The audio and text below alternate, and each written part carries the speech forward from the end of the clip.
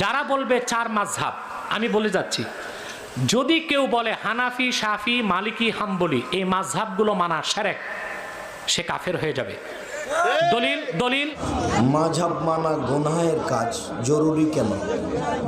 এখন যারা মাযহাব মানে না তারা বলবে তাহলে শুধুমাত্র নবীর আনুগত্য করা লাগবে। চার মাযহাব মানা কি ফরজ? কে বলে মাযহাব মানা ফরজ? মাযহাব জিনিসটা কি এটা যারা বুঝে না তারাই এই ধরনের কথা বলে যে কুরআন হাদিস থাকতে মাযহাব মানবো কেন। বরং কথা হলো মাযহাব না মানা ফরজ, মাযহাব না মানা ফরজ। সেই কারণে আমাদের মাযহাবের দরকার হয়। মাযহাব ছাড়া কোরআনের উপর আমল করা যাবে না। আর তারপরে আজকালকার মৌলভী সাহেবেরা ফরজ করে নিল, কত বড় অপরাধ!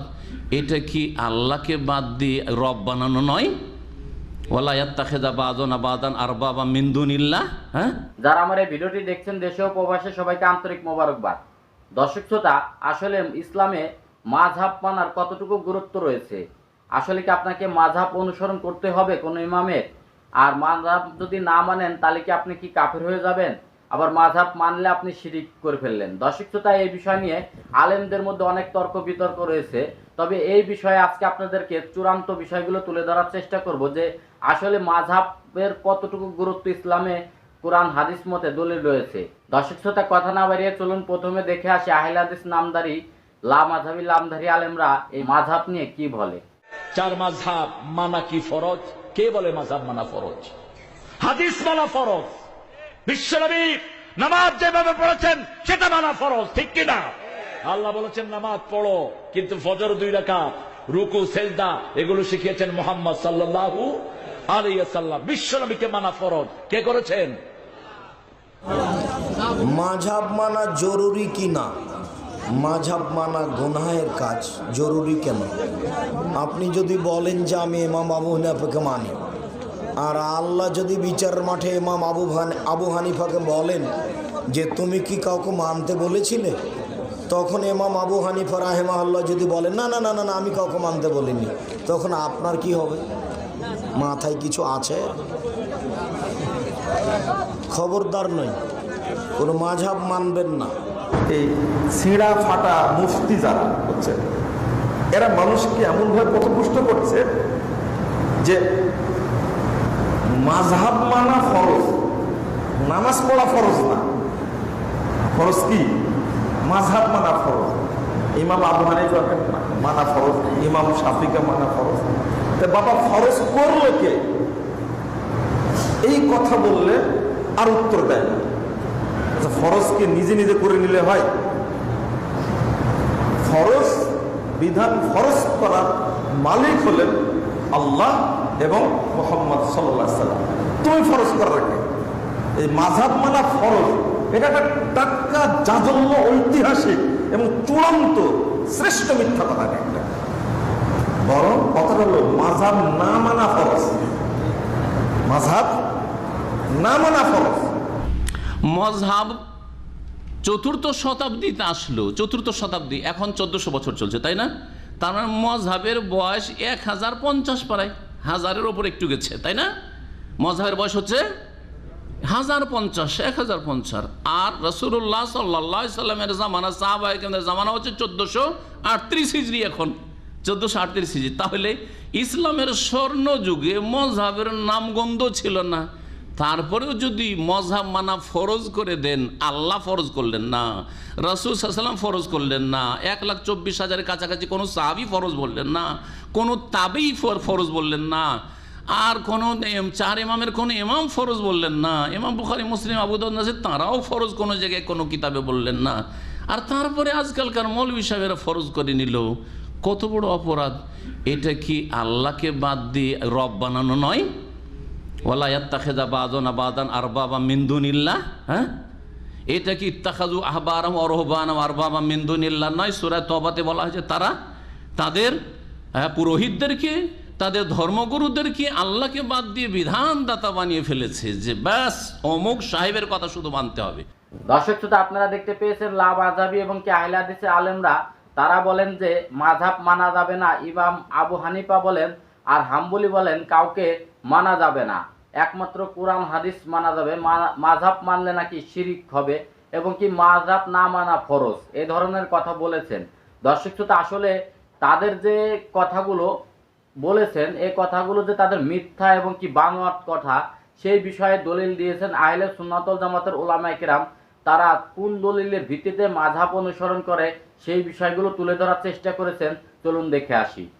মাযহাব জিনিসটা কি এটা যারা বুঝে না তারাই এই ধরনের কথা বলে যে কুরআন হাদিস থাকতে মাযহাব মানবো কেন।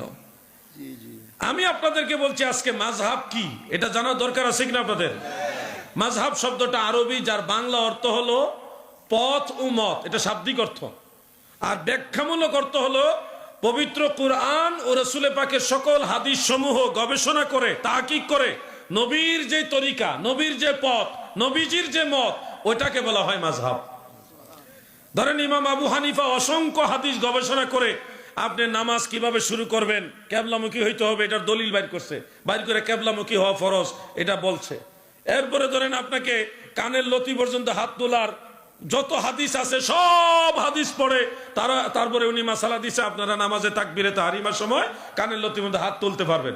এরপরে সমস্ত হাদিস গবেষণা করে দেখছে হাত কোন জায়গায় বাঁধা লাগবে, তখন ইমাম আবু হানিফা হাত বাঁধা সম্পর্কে যত হাদিস আছে সব হাদিস গবেষণা করে উনি আমাকে শিক্ষা দিয়েছে নাভির নিচে এইভাবে হাত বাঁধতে হবে। এরপরে কি করা লাগবে, সকল হাদিস গবেষণা করে আমাদেরকে ইমাম আবু হানিফা বলছে এরপরে সানা পড়া লাগবে। এরপরে কি করা লাগবে, সকল হাদিস গবেষণা করে তাউজ আউযুবিল্লাহ পড়া লাগবে, এই দলিল এই করে আমাকে শিখাইছে। এরপরে তাউজ আউযুবিল্লাহ, এরপরে কি, এরপরে বিসমিল্লাহ পড়া লাগবে। বিসমিল্লাহর যত হাদিস আছে এটা জোরে পড়বেন না আস্তে পড়বেন, সব হাদিস উনি গবেষণা কইরা তারপরে আমাকে শিখাইছে আস্তে বলা লাগবে বিসমিল্লাহ। এরপরে কি, সূরা ফাতিহা। এই যে নামাজের, শুধু নামাজের মাসালা আছে 12,500। এই 12,500 মাসআলা ইমাম আজম আবু হানিফা রাহমাতুল্লাহ আলাইহি আইম্মায়ে কেরাম ওনারা এই 12,500 মাসালা কত লক্ষ লক্ষ হাদিস গবেষণা করে বাইর করছে। এই যে মাসালাগুলি, এমনি হাত তোলা লাগবে, এমনি হাত বাঁধা লাগবে, এই পড়া লাগবে, এটা আস্তে পড়া লাগবে, এটা জোরে পড়া লাগবে, এই যে নিয়মটা শিখাইছে এটা কি ইমাম আবু হানিফার নিজের বানানো নিয়ম না নবীর তরিকা?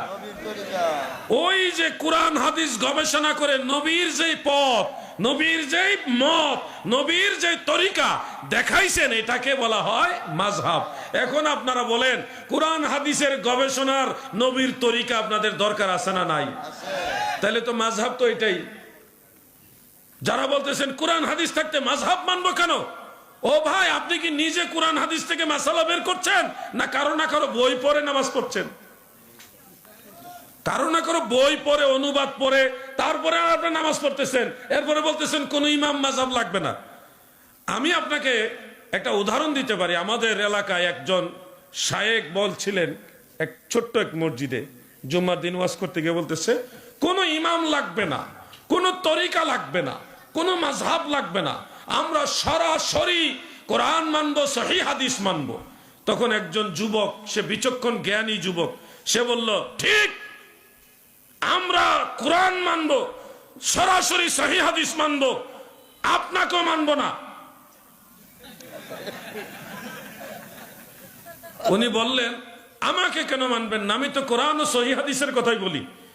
যুবক বললেন পবিত্র কোরআন ও সহিহ হাদিসের কথা ইমাম আবু হানিফা, ইমাম শাফি, ইমাম মালিক, ইমাম আহমদ, এত বড় বড় ইমামরা বলার পরেও তাদের মানা যাবে না, আপনি তো ছোট ইমামও না, আপনাকে তো আরো আগে মানা যাবে না।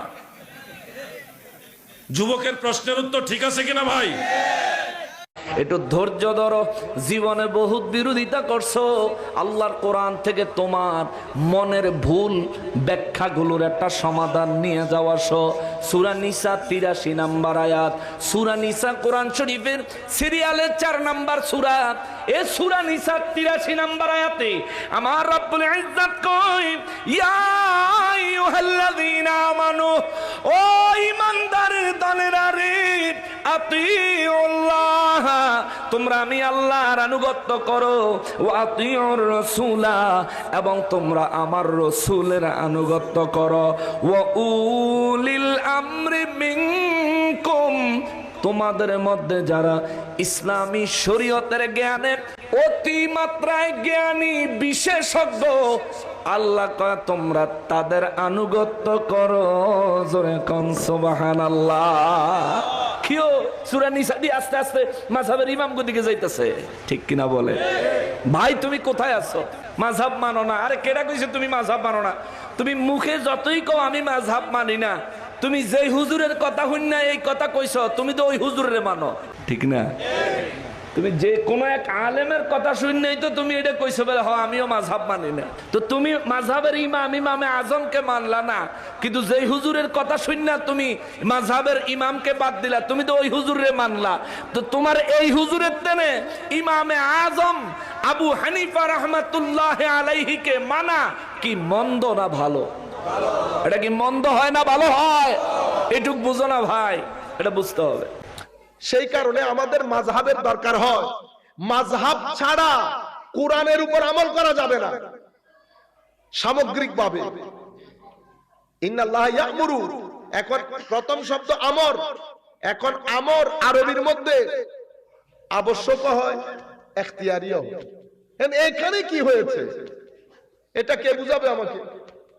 আচ্ছা, ইহসান, ইন্নাল্লাহ ইয়া'মুরু বিল আদলি ওয়াল ইহসান। এহসান মানে কি? এখন তো আমাদের নাম এহসান। এহসান মানে কি? বাবার প্রতি এহসান, মার প্রতি এহসান। এরপরে আমাদের বাড়ি থেকে 10 মাইল দূরে থাকা এক ব্যক্তি, তার প্রতি এহসান। সব এহসান কি এক না? এহসানের একটা বাউন্ডারি আছে না? এহসান কাকে বলবো, কোন জায়গায় এহসান আমি শব্দটা প্রয়োগ করব, এহসানের স্তর কি হবে, পুরো বিষয়টা যারা ডিল করে তাদেরকে আমরা কি বলি? ইমাম বলি। এই স্কুলটাকে আমরা মাযহাব বলি। এভাবে আপনি করতে যান, এটা তো ইয়ামুরু। এরপরে কি বলেছে? ওয়ায়ানহা আনিল ফাহশাই ওয়াল মুনকার ওয়াল বাগি। আমার আল্লাহ নিষেধ করেছে। কি কি নিষেধ করেছে? তো ফাহশা নিষেধ করেছে, মুনকার নিষেধ করেছে, বাগি নিষেধ করেছে। ফাহশা মানে অশ্লীলতা। এখন অশ্লীলতার তো স্তর আছে, গালি দেওয়া অশ্লীলতা। 14 ফেব্রুয়ারি আমরা আমাদের ছেলেরা যা করে সব অশ্লীলতা। অশ্লীলতার স্তরের মধ্যে কিছু আছে পশুত্বের অশ্লীলতা। সব কি এক হবে? এখন এই স্তর নির্ধারণ কে করবে? অশ্লীলতা বলতে আমার আল্লাহ কি বুঝিয়েছেন? ওয়ায়ানহা বলেছে, নিষেধ করেছেন। কি ধরনের নিষেধাজ্ঞা? কি তাহরিমি, তানজিহি, ইসাআত, খেলাফে আউলা, কি ধরনের নিষেধাজ্ঞা সেটা? এটা আপনি বলবেন গুগল চেক করে করে। এই কাজ যারা আমাদেরকে বলে, সেই কারণে আমরা কোরআন শরীফ পড়ে ফিকাহ কিতাবের দিকে যাইতে হয়। ফিকার কিতাব খুলে দেখতে হয় যে আমি কোন হুকুমকে কোন স্তরের মধ্যে রাখব। ইহুদিদের কাছে ফিকাহ নাই, নাসারার কাছে ফিকাহ নাই, হিন্দু ভাইদের কাছে ফিকাহ নাই, মাযহাব নাই। না থাকার কারণে ধর্ম আছে। সেই জন্য ফিকাহ শাস্ত্র একটা ধর্মকে টিকিয়ে রাখার জন্য ফিকাহ শাস্ত্রের কোনো বিকল্প, মাযহাবের কোনো বিকল্প নাই। কেন?